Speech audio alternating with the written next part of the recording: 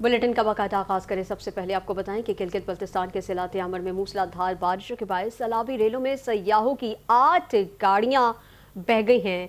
3 लाशें निकाल ली गई जबकि 15 से जायद सयाह लापता हैं।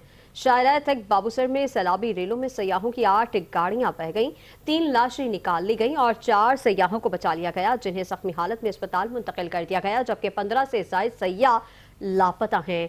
लैंडस्लाइडिंग और सैलाबी सूरत हाल के बायस चल्लास, जलखंड रोड और शाहराह कराकरम मुख्तलिफ मकामात पर बंद हो गई है, जिससे मुसाफिरों को शदीद मुश्किलात का सामना करना पड़ रहा है। मवासलाती निज़ाम दरहम बरहम हो गया और सैलाब के बायस हजारों सयाह फंस कर रह गए।